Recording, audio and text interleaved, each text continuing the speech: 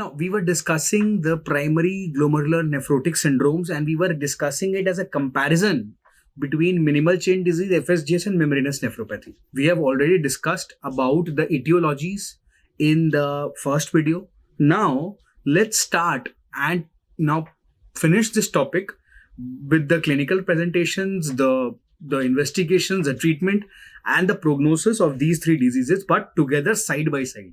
So that effort is 1, output is 3 times.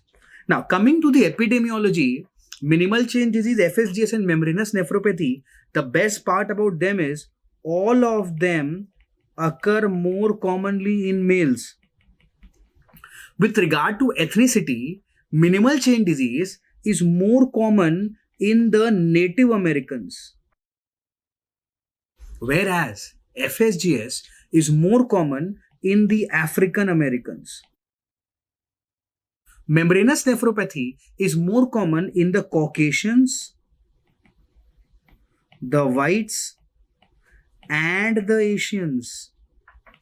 So it is more common in the Caucasians, the whites, and the Asians. And it is less common in the African Americans. Now, after the epidemiology, what is the etiopathogenesis of the three?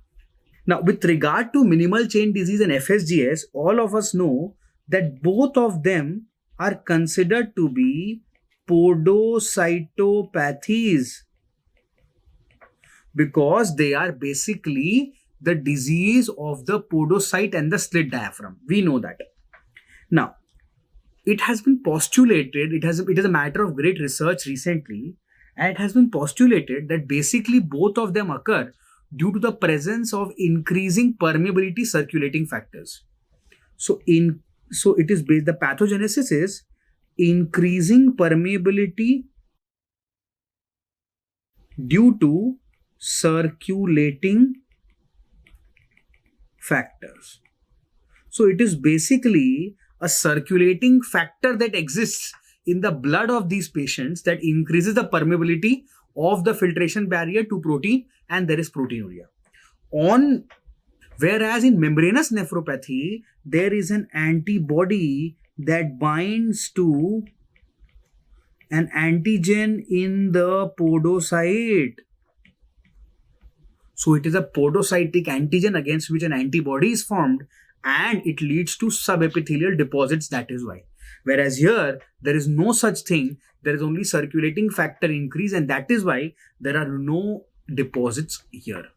Coming to what are the circulating factors in minimal chain disease, again, it is very, very important.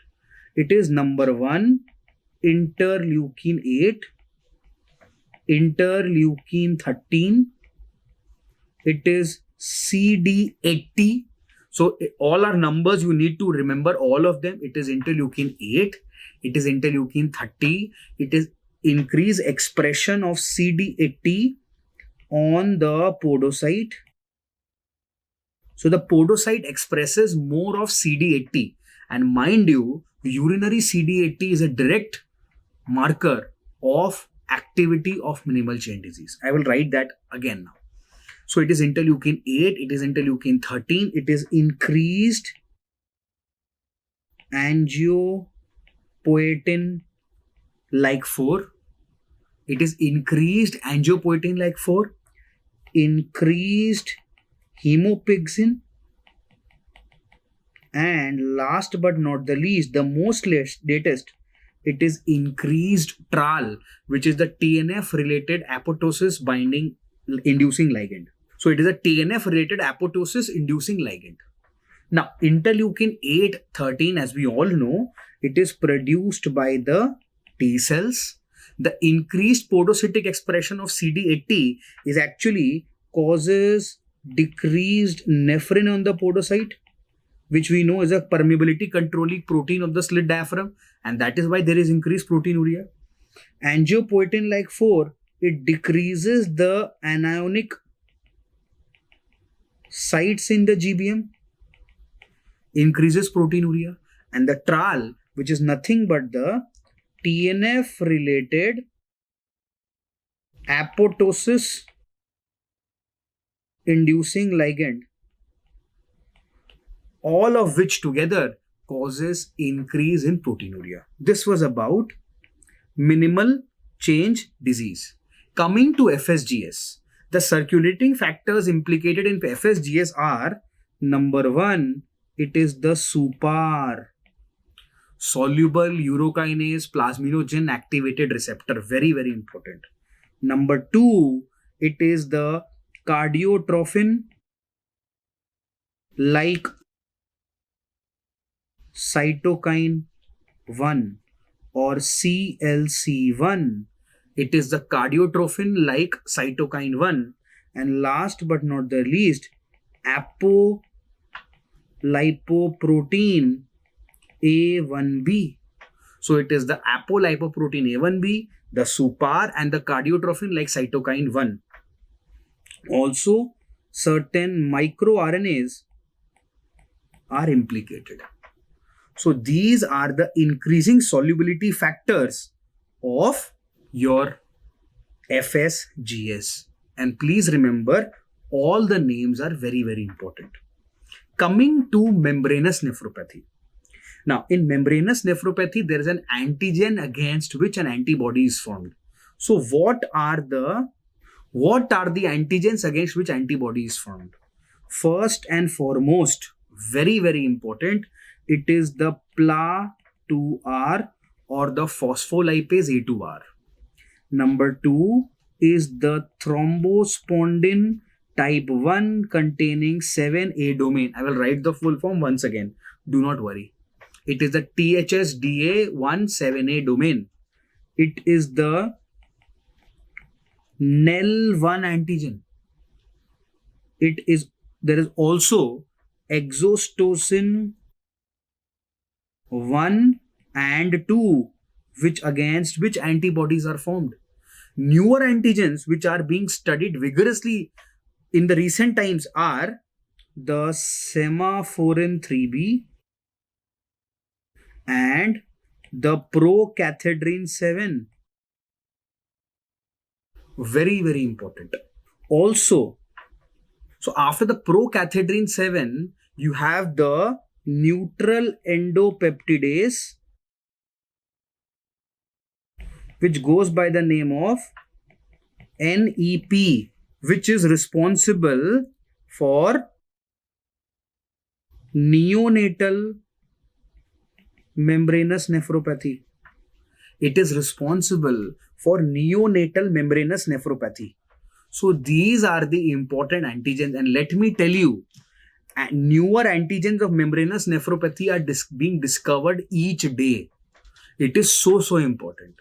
But what you have to remember are the important names and the salient features of these antigens, which I will again tell you in details. Do not worry about that.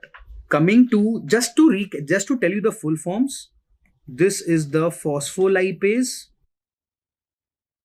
A2 receptor, and this is the thrombospondin type 1 containing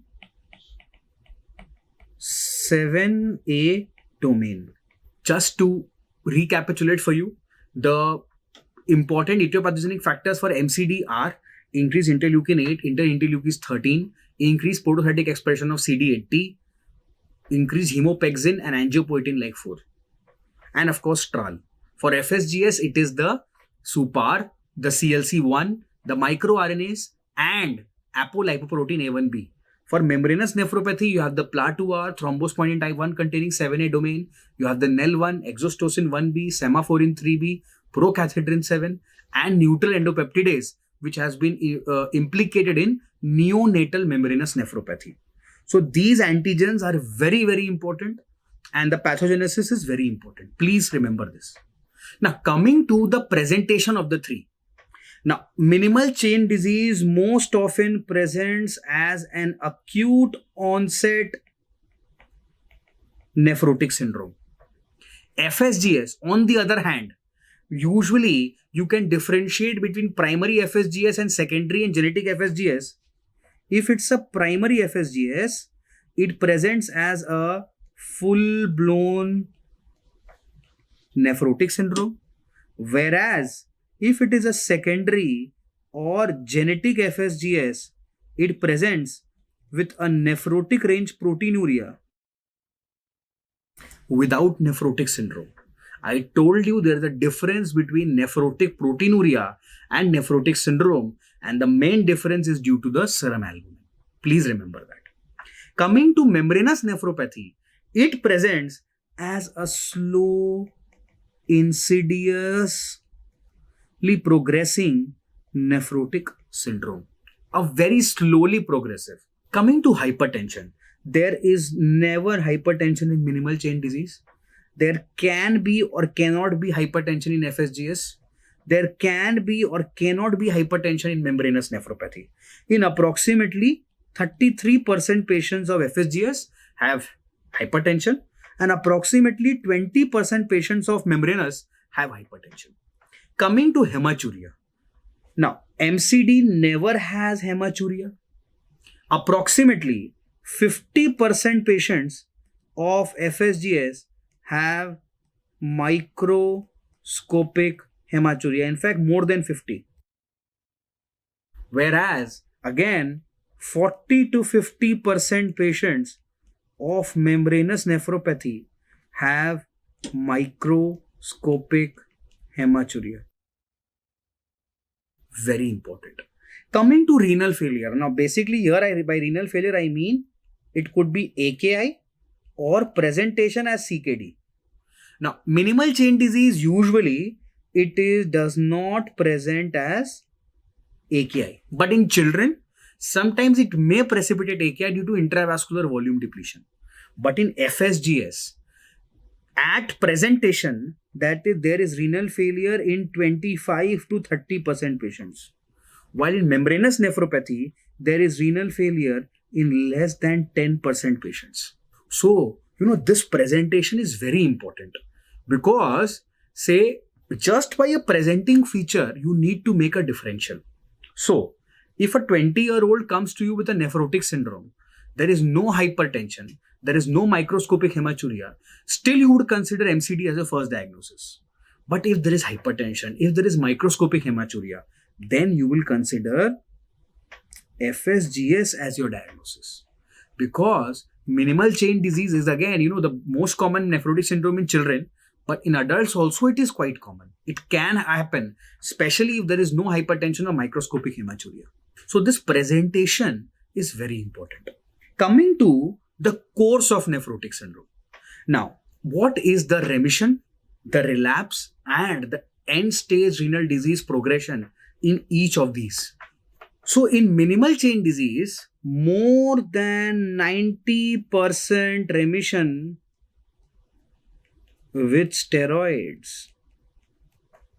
Whereas in FSGS, there is only 20 to 45% remission with steroids. Coming to membranous nephropathy, life is easier because we know approximately 33% there is remission, in 33% there is relapse, and approximately 33% progress to ESRD. So it is the rule of 1/3. 1/3 progress, 1/3 relapse, and 1/3 have spontaneous remission. But mind you, minimal chain disease, more than 90% remission is with treatment with steroids, but spontaneous remission is very uncommon. It is very uncommon. And here, spontaneous is rare. But this has, if I ask you, which primary nephrotic syndrome has the highest spontaneous remission? Answer is membranous nephropathy and not minimal chain disease. Minimal chain disease has a highest remission, but with treatment, not spontaneously. Coming to the rate of relapse. So now, if a mother comes to you with a child of nephrotic syndrome and she asks you, sir, do I need to fear? You will tell, no, you absolutely do not worry, because there is more than 90% chance that your child will get cured. So can I go home and sleep now? But no, mother, please don't go into deep slumber, because there is more than 75% chance that you will come back to me with a relapse. Please understand this. For FSGS, the data is not that important, not that given in books also. And for membranous, 33% chance of relapse. Coming to end-stage renal disease, the progression of end-stage renal disease in minimal chain disease is absolutely rare. But for FSGS, I told you it's a very happy kind of a disease. I told you it's always happy. HAP. Because H for heroin, A for analgesic, P for pamidronate. And it has done something also. What?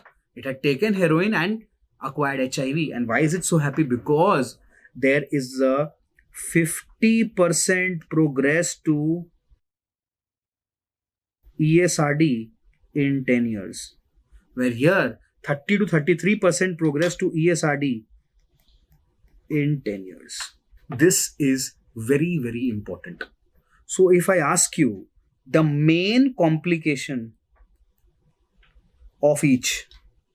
So minimal chain disease, the main complication is the high rate of relapse. In FSGS, the highest complicating factor is increased progression to ESRD.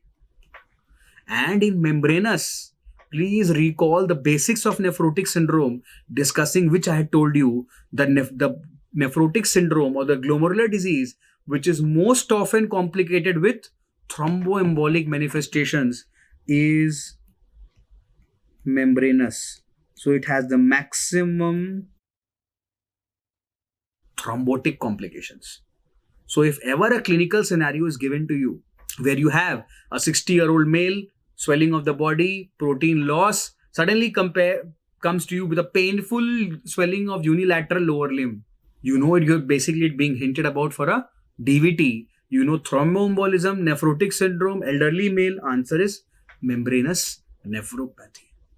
This is how you solve MCQs in clinical medicine. You have to develop simple algorithms in your mind. So we've discussed the presentation and the course of the disease. Next, coming to the investigation. If you investigate a case of minimal chain disease, the proteinuria that you get is said to be a selective proteinuria. Whereas in FSGS and membranous, you get non-selective proteinuria. Now, coming to complement. Now, let me give you a simple algorithm to you. In all the primary nephrotic syndrome, the complement C3, C4 is normal. There is no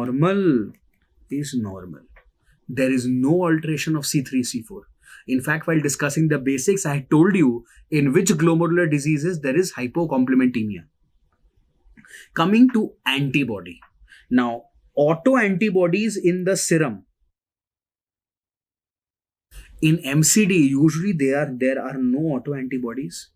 In FSGS, there are no autoantibodies. There are increasing circulating factor. Those are known as circulating factor that enhance permeability, but there are no autoantibodies.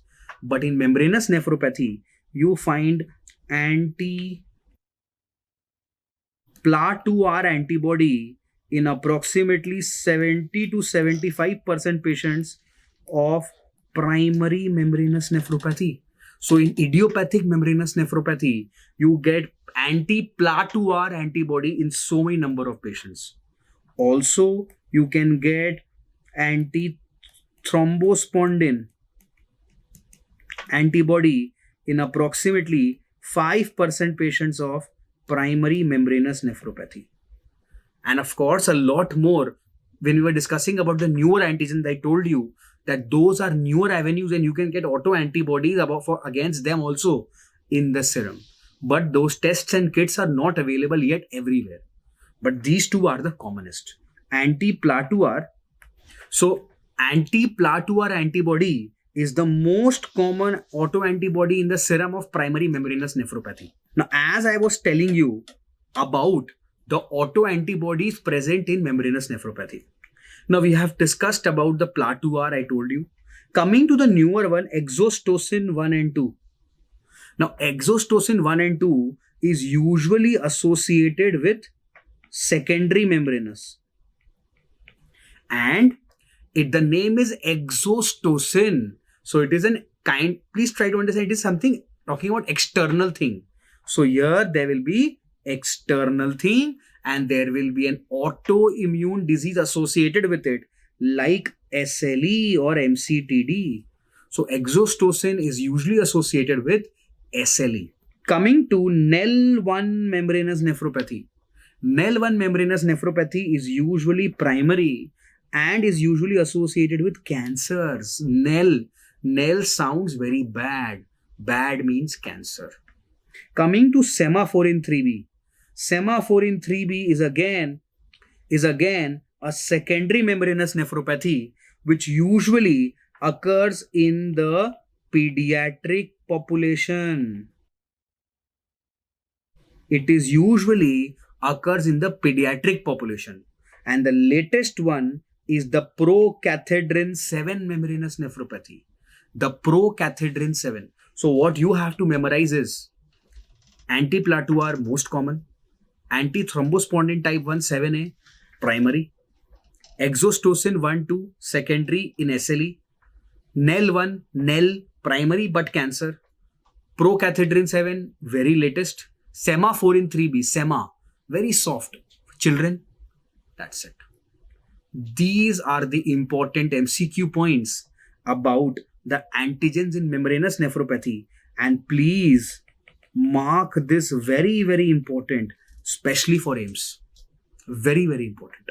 Now coming to anti-plateau-R antibody. As I was telling you about anti-plateau-R, what is the utility of anti-plateau-R? First of all, it is positive in 70 to 80% patients of primary membranous nephropathy. Number 2, it is used to judge response to treatment.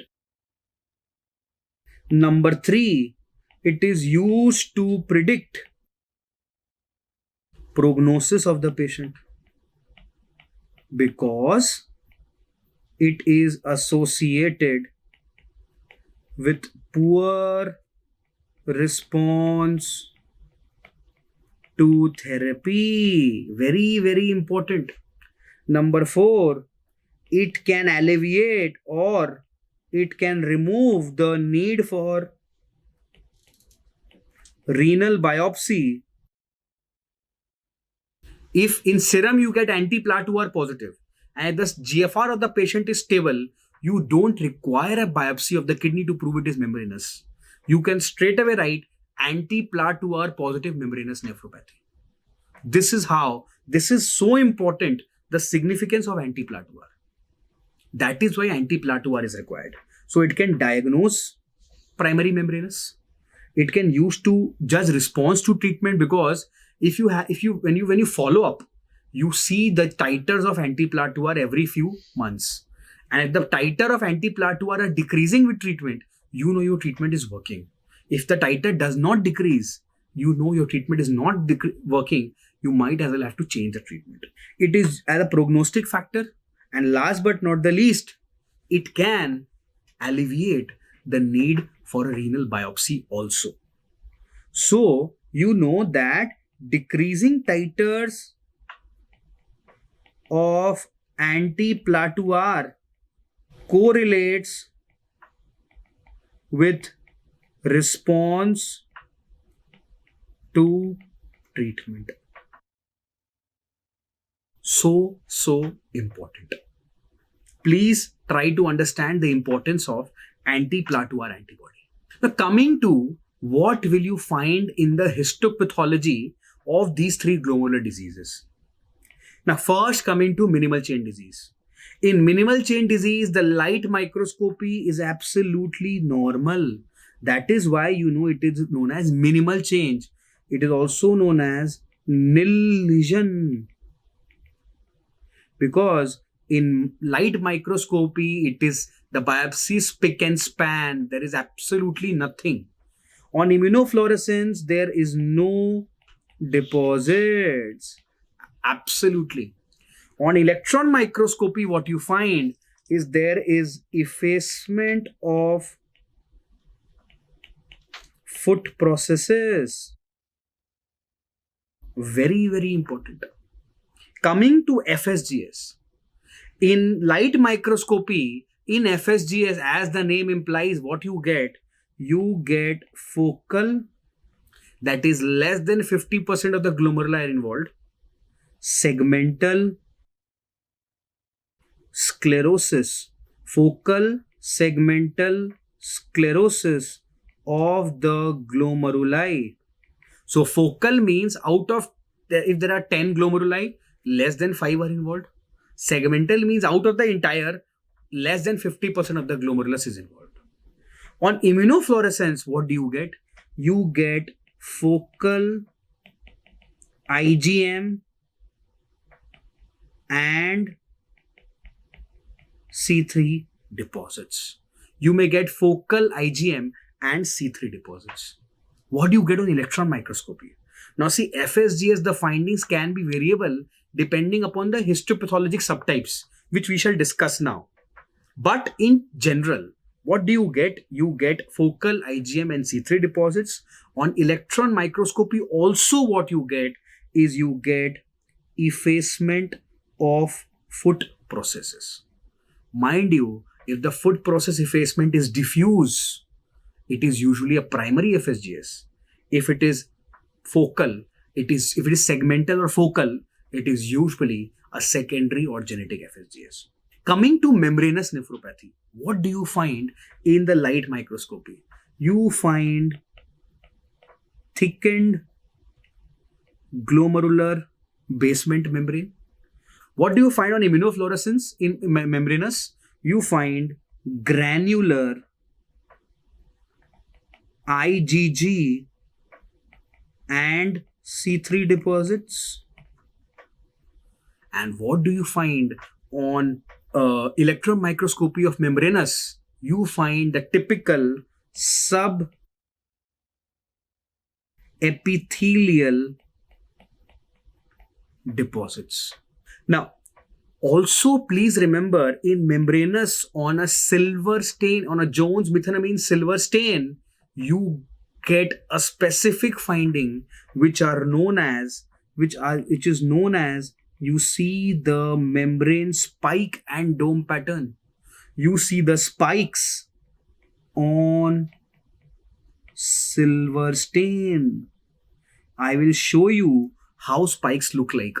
You get the typical spike and dome pattern, that is known as a spike and dome pattern on silver stain in membranous nephropathy. That is usually in the early membranous, mind you. If it is an advanced membranous, you only see a thickened irregular GBM. So this is how you expect histopathological findings in these three glomerular disorders.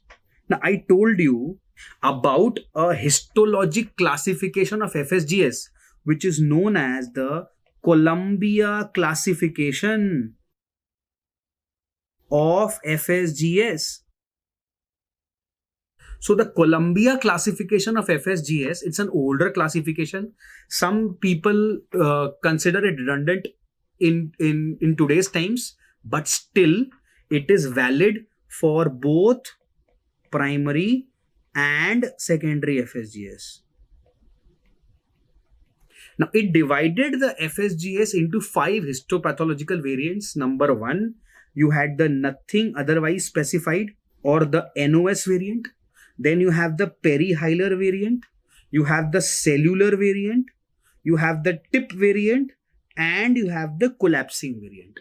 Now, please mind it that the collapsing variant of FSGS is now considered no longer a variant of FSGS. It is now almost considered a separate entity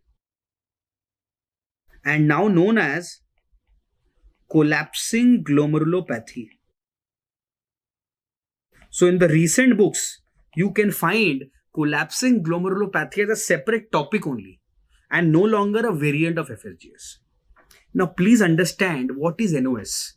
NOS is basically the most common variant, but it has no specific feature. It requires the exclusion of all others.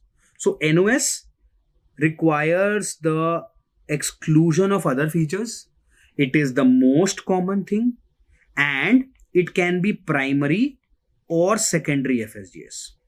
So, idiopathic and secondary, like drugs or maladaptive disorders, anything.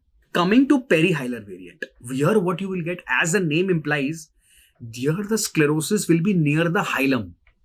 So here you will get perihilar hyalinosis and sclerosis, and usually it is found in secondary FSGS. And a very important MCQ, this variant is also seen in obesity related FSGS, which is also known as ORG. Perihilar variant is also a feature of obesity related glomerulopathy. Coming to cellular variant. Now, many people even can confuse it with the proliferative glomerulonephritis. But no, there is expansile segmental lesions with endocapillary hypercellularity, and there is very important severe foot process effacement. Severe foot process effacement, it is less common, and it is usually the primary FSGS. Coming to the tip lesion. Now, here it basically involves the tubular pole near the proximal convoluted tubule, and it resembles minimal change disease. Very, very important. So if I ask you which variant has the best prognosis, sir, there is nothing like MCD. So obviously perihilar will have the best prognosis. And last but not the least, collapsing variant. Here the glomerular tuft collapses and there is compensatory hypertrophy of the visceral epithelial cells, which is known as the podocyte. There is hyperplasia of the visceral epithelial cells.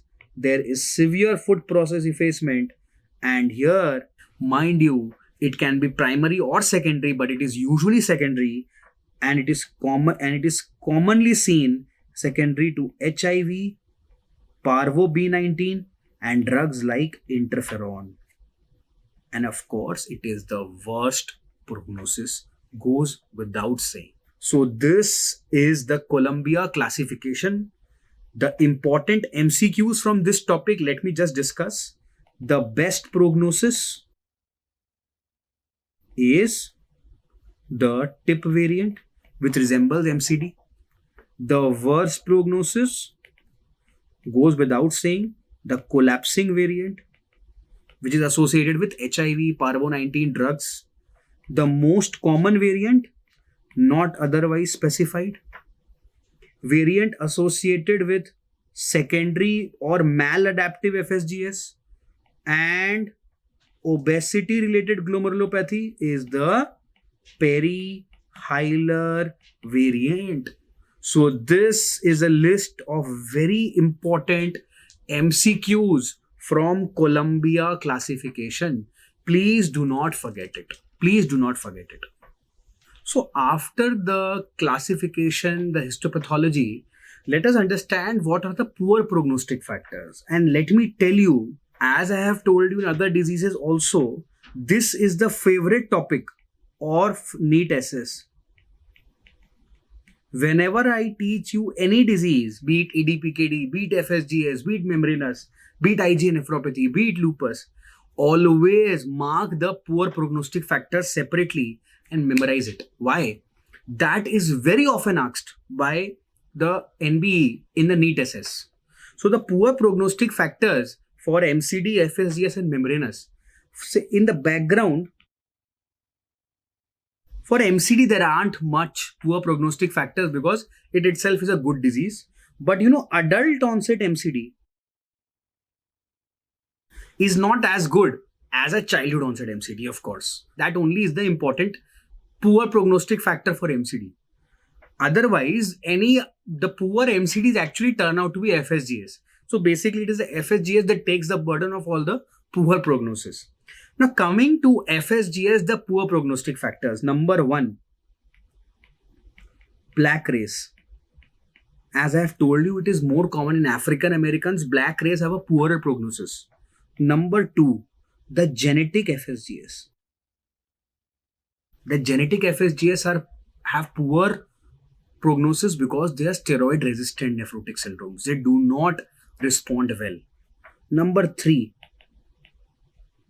failure to achieve remission. So if an FSGS you've treated with steroids and there is no remission, again you treat the patient with a CNI, again there is no remission. So this failure to achieve remission is a poor prognostic factor. Whereas coming to membranous nephropathy, old age is a poor prognostic factor. And let me tell you, in older population, membranous is the most common cause of nephrotic syndrome. And males have seen to be associated with a poorer prognosis in membranous nephropathy. Now, after the background, let's come to some laboratory features that hint at poor prognosis. Number 1, severe proteinuria. So a proteinuria more than 10 gram per day is associated with poor prognosis in FSGS. Whereas a proteinuria more than 8 gram per day is associated with a bad membranous nephropathy. Increased serum creatinine at presentation is again a bad prognostic factor for FSGS. Increased serum creatinine is also a bad prognostic factor for membranous nephropathy. If the PLA2R levels, if the PLA2R titer is more than 150 international units per ml, that is a bad prognostic factor. If the urinary IgG is more than 250, that is also a bad prognostic factor. If there is increased low molecular weight proteinuria, that also is a bad prognostic for membranous nephropathy. So there are some background features that confer a bad prognosis to MCD, FSGS and membranous. Some laboratory features, of course, heavy proteinuria, increased serum creatinine. For membranous, it is a high titer of the PLA2R. There is increased urinary IgG and increased low molecular weight proteinuria. Coming to something in the histopathology that will confer a bad prognosis to FSGS. What is the histopathological bad prognostic factor? As I've told you, for FSGS, it is the collapsing variant on biopsy which has the worst prognosis, and excessive tubulointerstitial disease. For membranous nephropathy, it is again increased glomerulosclerosis, which is bad, and also increased tubulointerstitial disease, increased tubular atrophy, increased interstitial fibrosis is a bad prognostic factor. So we have divided rightly the poor prognostic factors into 3 headings. One is the background, next is some laboratory features, and next is some biopsy features. If we remember in this synchronized way, we will not forget the poor prognostic factors. And please remember this for the NEET super specialty exam. This is very, very important. Now, after we have discussed the poor prognostic factors, now very important thing with FSGS is how do we differentiate between primary, genetic and secondary FSGS. First and foremost, nephrotic syndrome at presentation. I told you the primary nephrotic syndrome the primary FSGS has a nephrotic syndrome at presentation. It is usually absent in secondary FSGS, whereas it can be present or usually absent in genetic FSGS. So it is number 1, the presenting feature. Number 2, family history. Absent in primary FSGS, absent in secondary FSGS, present in genetic FSGS. Risk factor like exposure to a drug, exposure to an infection, absent in primary FSGS, present in secondary FSGS, absent in genetic FSGS. Very, very important. On biopsy, you have diffuse food process effacement. You have segmental food process effacement in secondary and in genetic. Very, very important. Response to steroid. When you treat the patient with steroids in a primary FSGS, there is a response. There is no response in secondary FSGS. In fact, secondary FSGS has no treatment at all. In genetic FSGS also, there is no response to steroid because they are steroid-resistant nephrotic syndromes. So this is how you differentiate between primary, secondary, and genetic FSGS. Please understand, this is often asked in MCQ as to which will have a diffuse food process effacement and which will have a segmental food process effacement. Already has been asked in JIPMER twice. Very, very important. Coming to now, how do you differentiate between primary and secondary membranous? Now, in primary membranous nephropathy, as I told you, in membranous nephropathy, there is a granular IgG staining. So, which subclass of IgG is present in primary and secondary? You have IgG4 is the most common in primary, whereas IgG1 is most common in secondary. How do I remember this? I just remember 413. And in secondary, what happens is the 4 goes at the last and it becomes 134. So most common in primary is 4, most common in secondary is 1. Please understand this. In primary membranous nephropathy, it is usually only the granular IgG staining. There is no IgA, no IgM, but here it may be present. In primary membranous, it is only the granular IgG staining on the subepithelial part, only the GBM. But here, the mesangial IgG, mesangial staining may be present in secondary membranous nephropathy. Please understand this. C1q is negative here, whereas C1q can be positive in secondary membranous nephropathy like SLE. PLA2R is positive here, PLA2R is negative here. If I ask you in what percentage of primary is PLA2R positive, answer is in 70 to 80% of primary membranous nephropathy. In electron microscopy, in primary, you will get only subepithelial deposits. But in secondary, you get subepithelial, mesangial, subendothelial everywhere. The typical prototype of secondary is known as systemic lupus erythematosus or lupus nephritis type class 5. So this is the difference. Here you get only most common IgG4, IgG1, no mesangial staining, C1q absent, C1q present, IgM absent, IgM present, anti-PLA2R thrombospondin antibodies present, absent, only subepithelial deposits, everywhere deposits. I hope I'm clear. Now, let us have a look at the specific histopathological features. I told you, let's start with light microscopy. In light microscopy of MCD, there is minimal change disease. It means there is no change, nil lesion. So MCD light microscopy, it is essentially a normal glomerulus. It is essentially a normal glomerulus. Come to FSGS. Now in FSGS, I told you the Columbia classification has divided FSGS into 5 histopath variants. Now, starting with not otherwise specified, what you can see here is there is increased extracellular matrix and halinosis. There is adhesion to the Bowman's capsule. There is no significant podocyte hypertrophy. I have told you these are the glomerular capillaries. The in between capillary, the pinkish material is nothing but the mesangium. This is the GBM, and this is the visceral layer of the podocyte, which is nothing but the podocyte, visceral layer of the Bowman's capsule.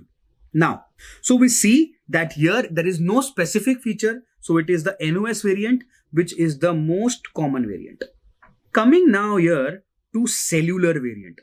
What you can see here is there has been endocapillary proliferation and occlusion of the cells. That is why it is known as cellular variant. Now, coming to the tip variant. Just see here the tip, that is the point from where the PCT arises. Here you have the maximum sclerosis, where you have the dark pinkish material on a pars stain. This is the sclerotic material which is nearer to the tubular pole, and tip variant is the best prognosis, has the best prognosis. Coming to the perihilar variant. So the hilum is the point where the afferent and the efferent arteriole join the glomerulus, and just see here where the afferent and the efferent enter is where the maximum glomerulosclerosis has occurred. Maximum glomerulosclerosis has occurred here. Last but not the least, what we see is the collapse of the glomerular tuft, and most importantly, there has been hypertrophy of these visceral epithelial cells, which is nothing but it is the podocyte hypertrophy, which is appearing like a crescent to us. That is why it is known as pseudo crescent formation.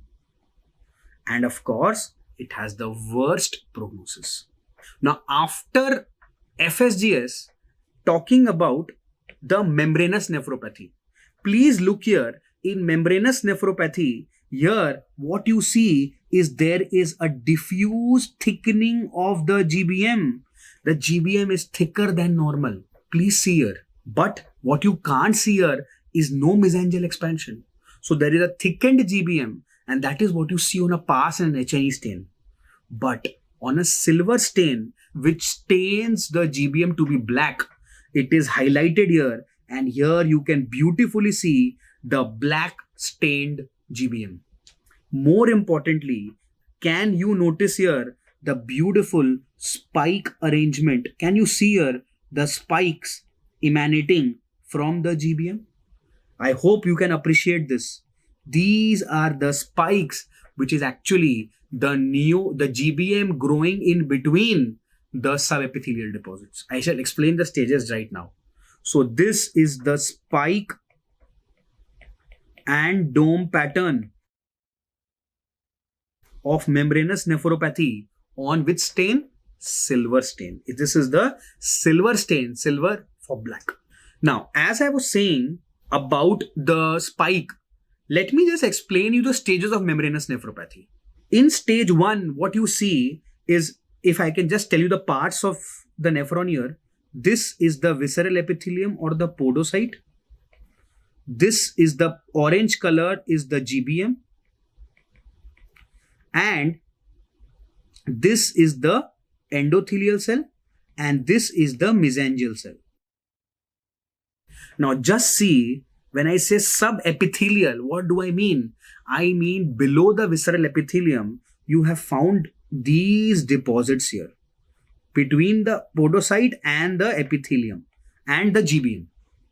Now, in the second stage of membranous nephropathy, the GBM has tried to grow in between the deposits here. Please look here. Like this, like this. And these growths are what are known as spikes.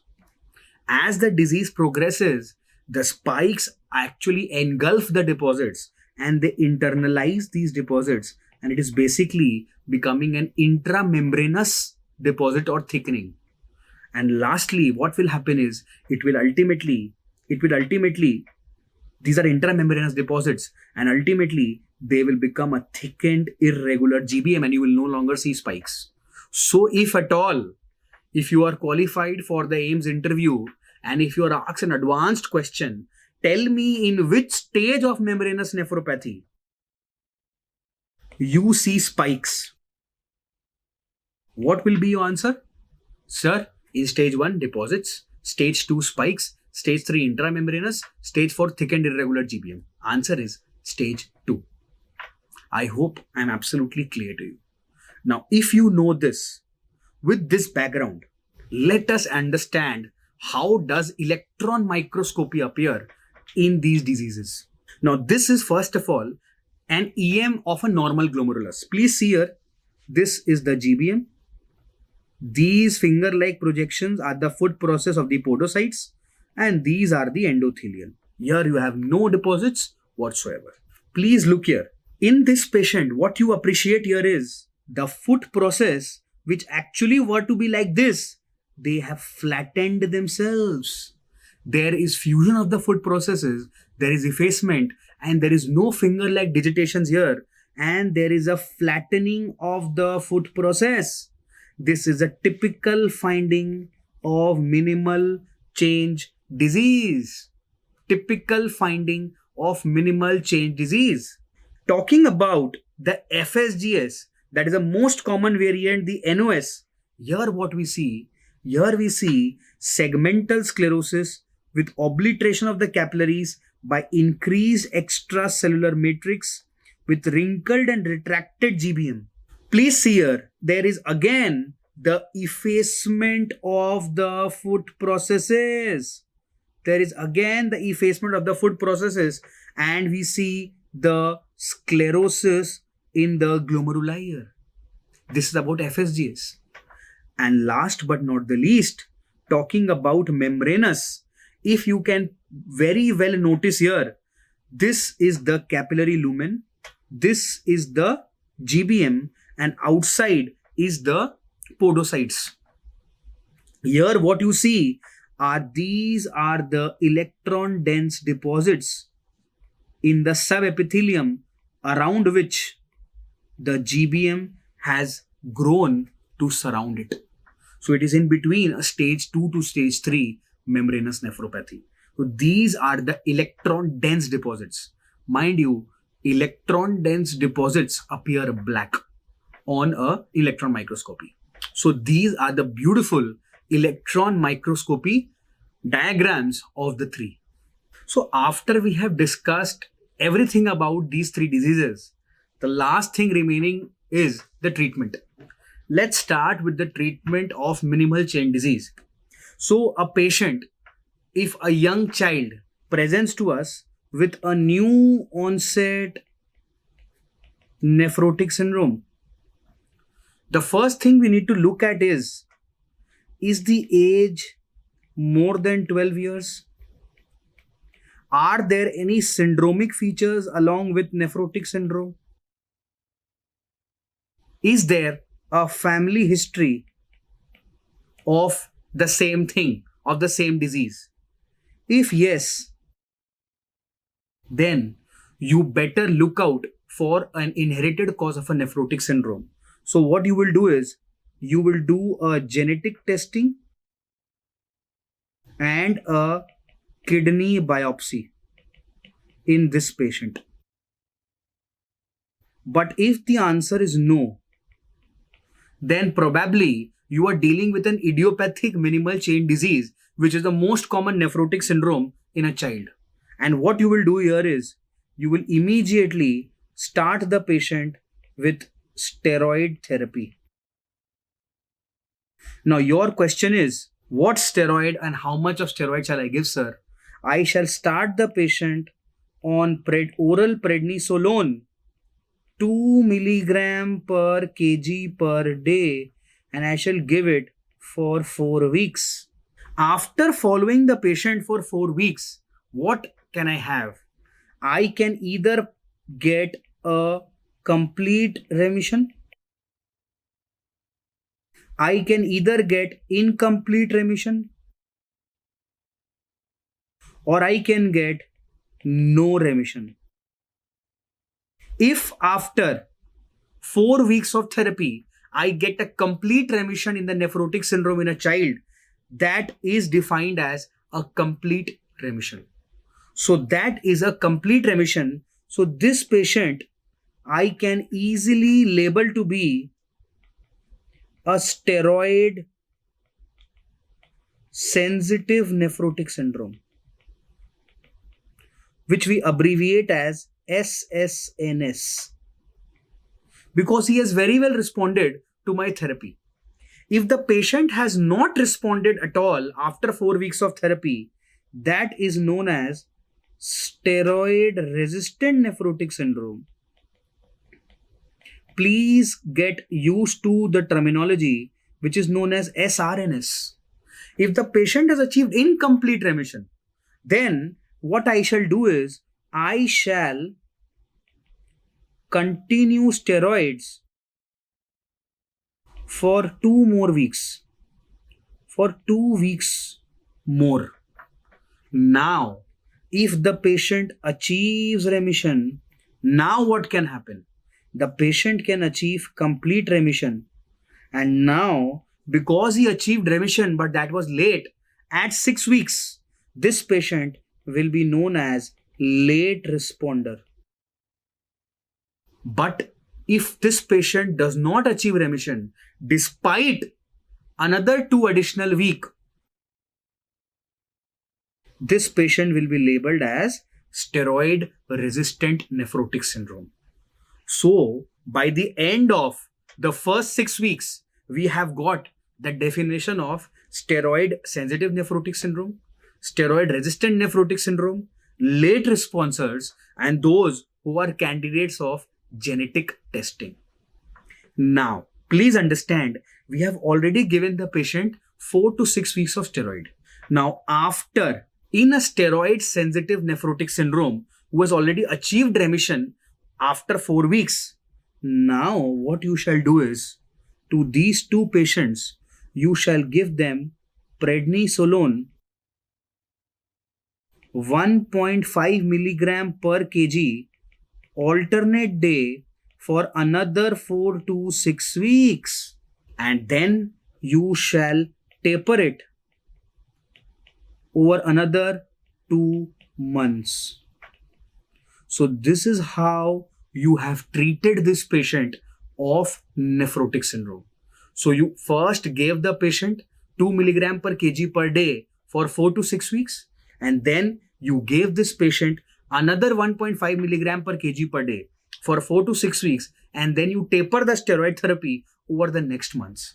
Total duration of therapy will be around 3 to 6 months. So this is how you will treat the patient. Coming on to this end, the patient who had been diagnosed at steroid resistant nephrotic syndrome, what will you do here? Again, what you will do is you will do the same thing. You will give the patient, you will do genetic testing and kidney biopsy for this patient. Now, after doing genetic testing and kidney biopsy, what are the outcomes that you can expect? After doing the genetic testing or kidney biopsy, you can expect a few things. You can either expect a monogenetic SRNS or a non-genetic SRNS. So you have got a genetic mutation, be it an NPHS2, which is the most common, or the Wilms tumor one, or the NPHS1. If that is the case, you know these patients don't respond to anything. What will you do? You will very quickly, you will taper off steroid, and you will only give the patient ACE inhibitor or ARB. Whereas, if the patient is a non-genetic SRNS, what will you do? You will again taper off steroids, give the patient ACE inhibitor ARB, and add a calcineurin inhibitor like a tacrolimus or a cyclosporin. This is how you will treat the patient of steroid resistant nephrotic syndrome. So please, up till here, let me just revise you again with the treatment of MCD. So first and foremost, you see if the patient has an age more than 12 years, syndromic features, family history, do a genetic testing biopsy. If not, start steroid therapy, 2 milligram per kg per day for 4 to 6 weeks. Response, SDNS. No response, SRNS. Partial response, again repeat the steroid. Response, SDNS. Late responder, no response, SRNS. If SRNS, you again do a genetic testing and biopsy. If you find a genetic mutation, again it is a genetic cause of nephrotic syndrome. What will you do here? You will do nothing. Just give ACE inhibitor ARB. If you do not find a genetic mutation, you will start a calcineurin inhibitor with an ACE inhibitor ARB. Now, come to steroid sensitive nephrotic syndrome. So now we have understood how to treat the steroid resistant nephrotic syndromes also. Now come to the steroid sensitive nephrotic syndrome. Now if this patient comes to you with a relapse, how will you treat this patient? Now please understand how you treat a relapse. Let us discuss separately. So a steroid sensitive nephrotic syndrome has come to you with a relapse. Again, you will give the patient same steroid therapy for a relapse. Say again the patient comes to you with a relapse. Now you have to judge something, whether he is a frequent relapser, whether he is an infrequent relapser. What is the definition? I will teach you. Whether he is a steroid dependent nephrotic syndrome, or whether he has steroid toxicity, or whether he has developed now a steroid resistant nephrotic syndrome, which is basically secondary steroid resistance. What is secondary steroid resistance? A person who was previously sensitive now become resistant. So sensitive to resistant. So you can have these many clinical situations. How will you manage each? If the patient is a frequent relapser, you must add a steroid sparing agent. All of these are indications for a steroid sparing agent. So for frequent relapser, you can have numerous drugs like levamisole, like cyclophosphamide, like rituximab or CNI, but most of the studies say that levamisole could be used as a first line drug. If it is an infrequent relapse and there are no signs of steroid toxicity, continue with steroid. If there is a steroid dependent nephrotic syndrome, you have to give the patient cyclophosphamide. If there is steroid toxicity, again you have to give the patient cyclophosphamide. If steroid resistant, you know the answer is CNI. Of course, there are other options also here. You can give MMF, you can give Ritux, you can give CNI, and here also. But these are for MCQ purposes, the drug of choice. So let me again recapitulate with you. For frequent relapser, levamisole, infrequent steroid, dependent cyclophosphamide, toxicity cyclophosphamide, and resistance CNI. Let me just make you happy that this was asked. This was asked in AIMS 2021. In this year itself, they asked a question for steroid dependent and steroid toxicity in a patient of nephrotic syndrome. How will you treat? So basically, they had given a situation where the patient is sensitive to steroid, but he has now developed cataract, hyperglycemia, and whatnot. So basically, he has developed steroid intolerance and toxicity to steroid. Better switch to a steroid sparing agent, and the best drug is cyclophosphamide. This was asked. So now you have the entire algorithm of as to how to treat steroid sensitive nephrotic syndrome and steroid resistant nephrotic syndrome. Steroid resistance, you give the patient CNI. Steroid sensitive, how do you treat the patient? I hope it is absolutely clear to you. Is it? Good. Now, after steroid sensitive nephrotic syndrome, coming to steroid resistant nephrotic syndrome. As I've already told you, the first thing you will see is whether there is a genetic mutation, genetic or non-genetic. So if it's a genetic SRNS, only ACE inhibitor, ARB. If it's a non-genetic cause of steroid resistant nephrotic syndrome, what will you do? You will taper off the steroid. You will give the patient ACE inhibitor and ARB. And what will you do? You will give the patient calcineurin inhibitor like cyclosporin and tacrolimus. Now, how long do you continue this treatment? Supposingly, you've given the patient cyclosporin. Now, after 6 months of calcineurin inhibitor, you can have two things. You can have a complete remission or there is no remission. If after 6 months of CNI, there is no remission, that is known as CNI resistant nephrotic syndrome.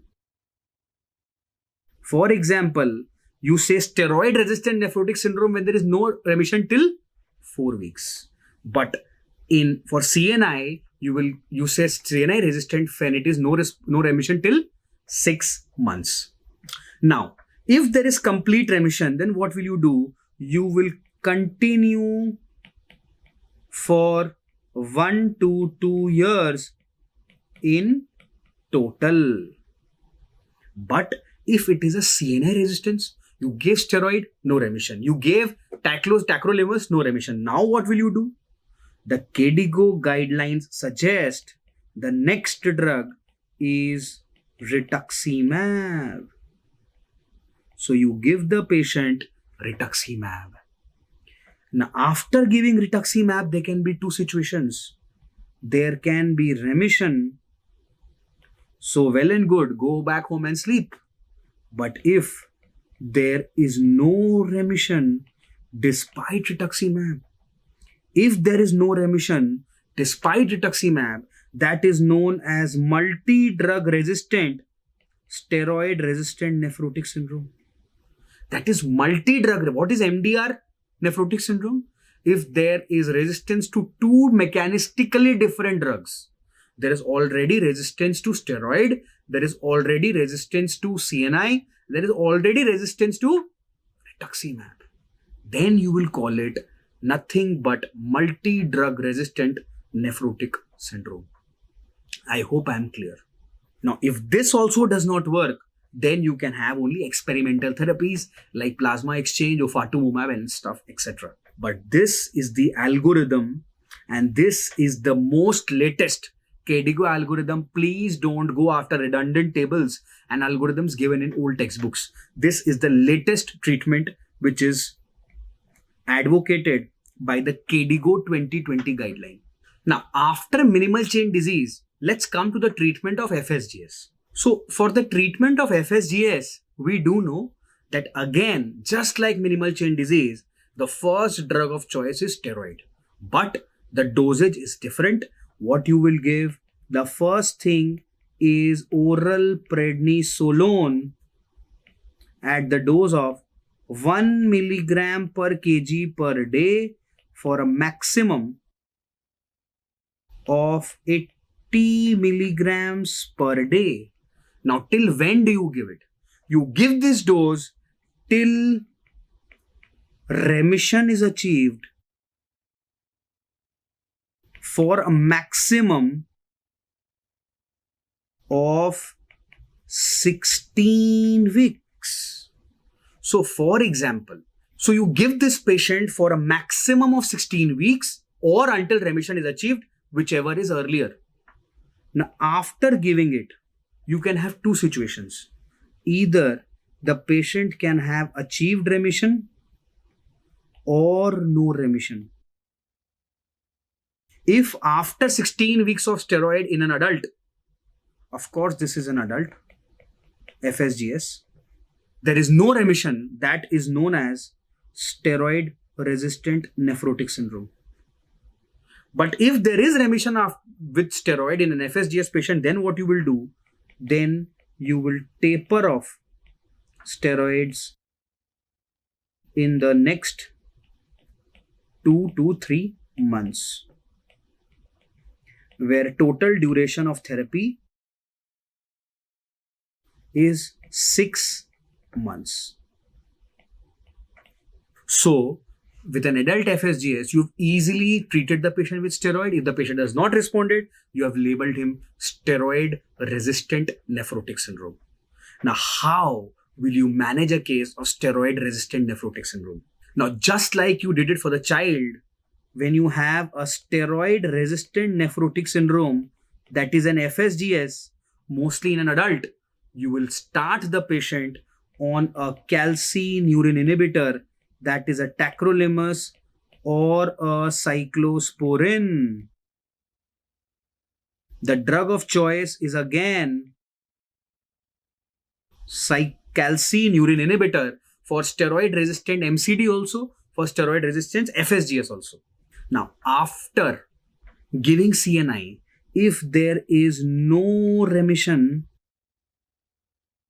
after 6 months, or if there is remission, if there is remission, you continue CNIs.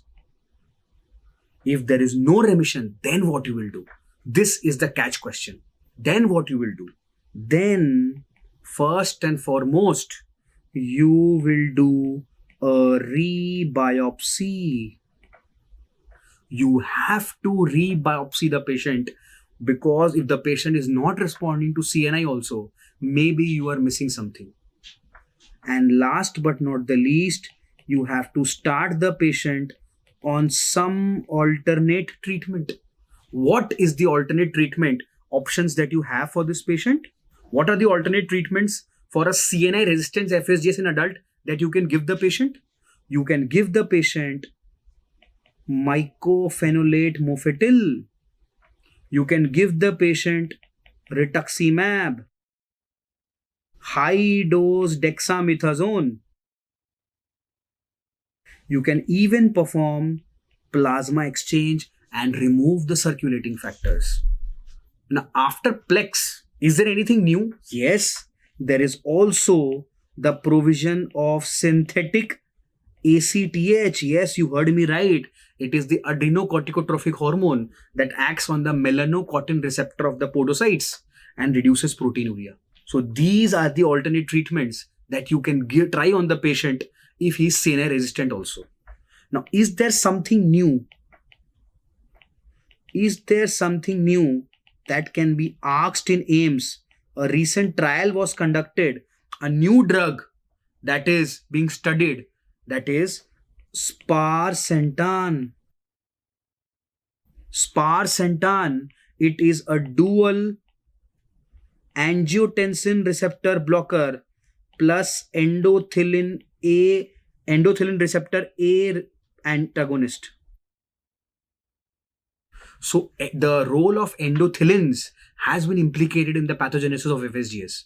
That is why sparsentan has been a new discovery that acts both on the angiotensin receptor and on the endothelin A receptor, and it causes the decrease in proteinuria. So this is a new drug that can be asked specially in AIIMS, that is sparsentan is a new drug in development used for the treatment of what? Answer is FSGS. Very, very important.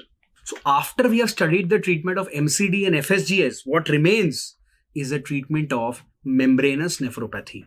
And how do we treat membranous nephropathy? We divide the patient into 4 risk categories, which are low risk, moderate risk, high risk, and very high risk, depending upon the degree of proteinuria, the degree of renal dysfunction, the PLA2R levels, and the urinary IgG levels. Now, please see, the low risk is that patient who has a normal GFR, proteinuria of less than 3.5 gram per day, and a serum albumin which is normal. So a low risk patient, it means there is a high risk, there is a high chance of spontaneous remission. Spontaneous remission chance is high. Here there is in moderate there is still a chance. In high risk there is a chance also, but lesser than that. And here there is no chance, very less. So please see here that low risk has basically less than 3.5 grams per day proteinuria, normal creatinine, and normal serum albumin. Coming to moderate risk. Moderate risk has a normal GFR, but proteinuria between 4 to 8 grams per day. The PLA2R levels are less than 50, and the low molecular weight proteinuria is again mild, where the urinary IgG is less than 250. For high risk, as we go, the GFR becomes lesser than 60. The proteinuria is more than 8 gram. Here it was 4 to 8. The PLA2R there was less than 150. Here it is more than 150. Here the low molecular weight proteinuria is higher. The urinary IgG is again higher. And the very high risk is of course the most risky situation given in the clinical scenario, where there is a life-threatening nephrotic syndrome. And how do you define life-threatening nephrotic syndrome? The proteinuria is again usually more than 8 grams per day. The kidney function is rapidly deteriorating, and there could be thrombotic complications of membranous nephropathy in very high risk. How do you treat them?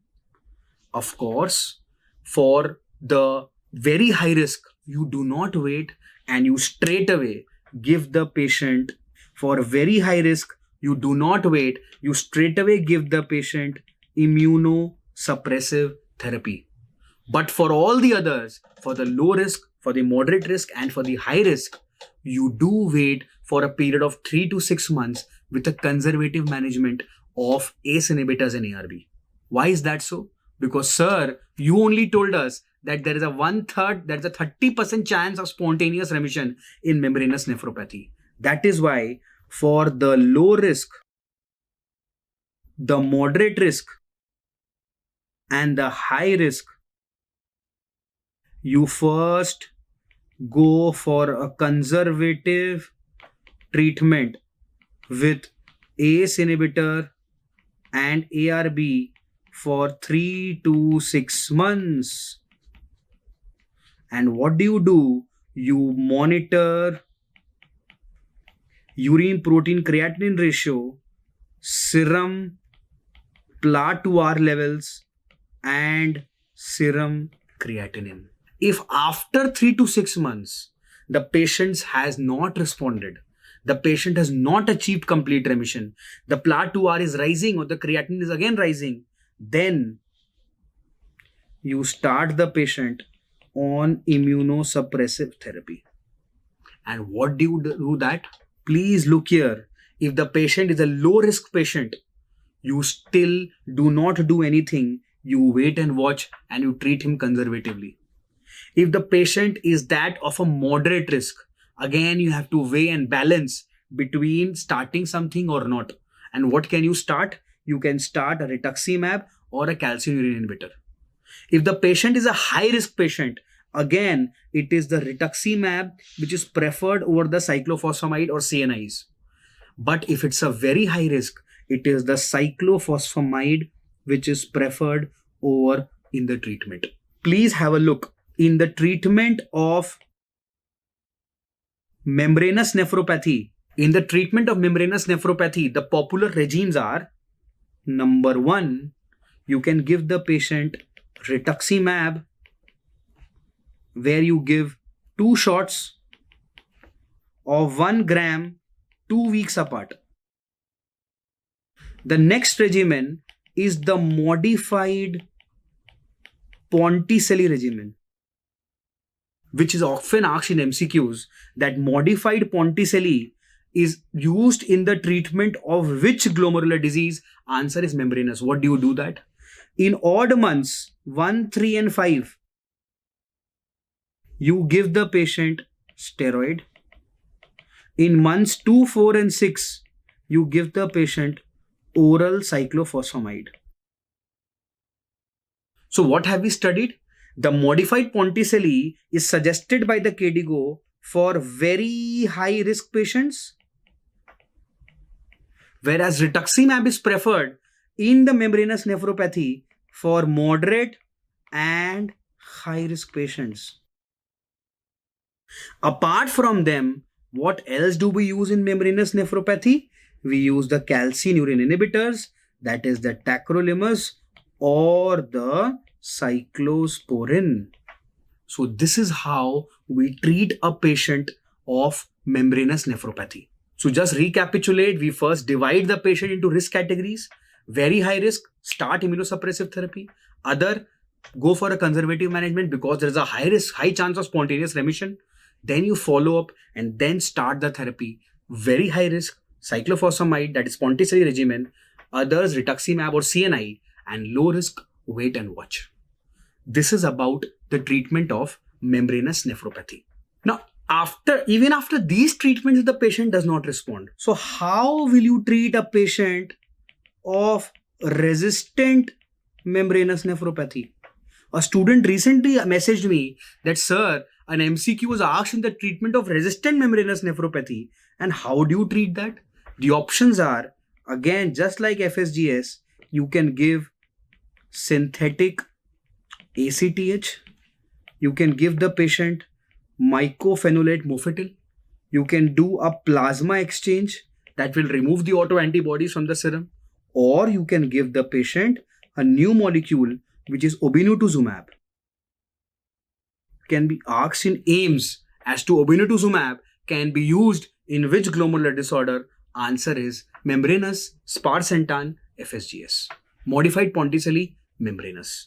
These are the important MCQs that you need to remember. Now, just before we complete this topic, I refer to certain terminologies. I would just like to brief it for you all. Now, what is a nephrotic syndrome? First and foremost, I have already discussed in the first module in the basics that nephrotic syndrome in an adult is UPCR more than 3000 milligram per gram of creatinine. In children, it is more than 2000 milligram per gram of creatinine. So these are definitions for the pediatric population. And if there is any aberration with adult, I will discuss it here only. So please see what is written here. Nephrotic proteinuria is urine PCR more than 2000 milligram per gram of creatinine and with serum albumin less than 3. What is complete remission? Complete remission is defined as a urine PCR of less than 200 milligram per gram of creatinine for 3 or more consecutive days. What is partial remission? Partial remission means proteinuria is less than 2 grams, but it is more than 200 milligrams. So it is between 200 and 2000 milligrams. What is relapse? After achieving complete remission, if a patient again achieves nephrotic range proteinuria, that is known as relapse. And how do you quantify on dipstick the proteinuria? If it is 1 plus, it is usually 30 to less than 100. If it is 2 plus, it is usually 100 to less than 300. Mind you, it is milligrams per deciliter and so on. Now come to steroid sensitive nephrotic syndrome. I told you for children, steroid sensitive nephrotic syndrome is complete remission at 4 weeks with a standard dose of steroid therapy. Now, coming to infrequent relapse. Infrequent relapse is less than 2 relapses in 6 months, and frequent relapses more than 2 relapses in 6 months, or more than equal to 4 relapses in 12 months is frequent, and less than 4 in 12 months is infrequent. Please understand this. What is steroid dependent nephrotic syndrome? If a patient achieves a relapse within 15 days of discontinuation of steroids, so today you achieved a remission, you stopped therapy. Within 15 days, again there is a relapse. That is steroid dependent nephrotic syndrome. What is steroid resistant? I told you, for children it is 4 weeks. For adults it is 16 weeks. I told you. What is a late responder? 4 weeks, incomplete remission. Another 2 weeks, complete remission. That is a late responder. What is a CNI responsive nephrotic syndrome? I told you, within 6 months. What is CNI resistance? It is no remission even after 6 months of a CNI. What is multi-drug resistance? I told you again, when there is resistance to 2 different drugs after 12 months of treatment with 2 different steroid sparing agents. And last, what is secondary SRNS? A person who was primarily steroid sensitive and now become steroid resistant nephrotic syndrome. Now, we have understood these are the pediatric definitions. So if one has to just, so if you have to just understand what is the difference between the nephrotic syndrome in children and that in adults, just to make things clarified. First of all, what is the definition? The UPCR more than 2000 milligram per gram of creatinine, more than 3000 milligram per gram of creatinine. This was the definition. Then, steroid dosage. In pediatric population, you start with 2 milligram per kg per day. In adults, you start with 1 milligram per kg per day. Again different. Steroid resistant nephrotic syndrome. In pediatric, no response at 4 weeks. In adults, no response at 16 weeks. What is remission? UPCR less than 200 milligram per gram of creatinine, less than 300 milligram per gram of creatinine. Very, very important. Frequent relapsers for 6 months, for 12 months. Frequent relapsers in children in 6 months, more than 2. In 12 months, more than 4. In adults also same. Infrequent relapsers, it is the same for children and adults. That is the definition of frequent and infrequent relapses. The definition of CNI resistance. What is the definition of CNI resistant nephrotic syndrome? No response till 6 months. 6 months. And multi-drug resistant nephrotic syndrome, no response despite 2 steroid sparing agent for 12 months. 2 drugs. Very, very important. So between children and adults, these are the salient differences out of which this is very commonly asked. This is very commonly asked. So with this, we have completed the nephrotic syndromes in details.